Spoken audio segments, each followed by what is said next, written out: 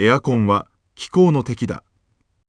私は20年、そう言い続けてきました。フランスで冷房のいらない住宅を設計する建築家です。日差しを遮り、断熱を熱くする。それで夏は越せると信じていたのです。その夏、パリの気温は 40.6 度に達します。私が設計した家の壁は、夜になっても熱を持ったままでした。涼しくならない。依頼主のその声に、私は返す言葉がありませんでした。そして初めて、日本の資料を開いたのです。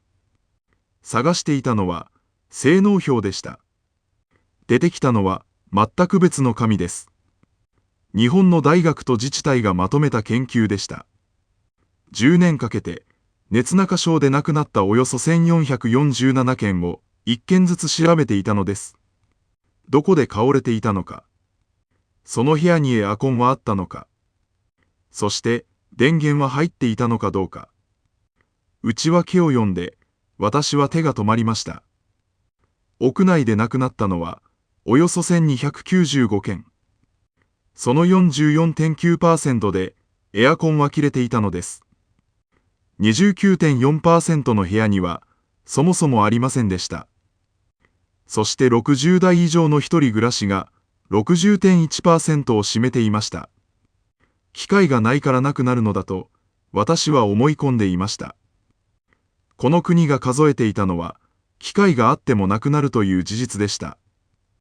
けれど本当に私を黙らせたのはこの数字ではありません。まだ読んでいない数字が一つ残っていたのです。16.4%。その意味を知ったとき、私は20年の信念を撤回することになります。続きは本編でお話ししています。日本の皆さんに最後まで見届けてほしい記録です。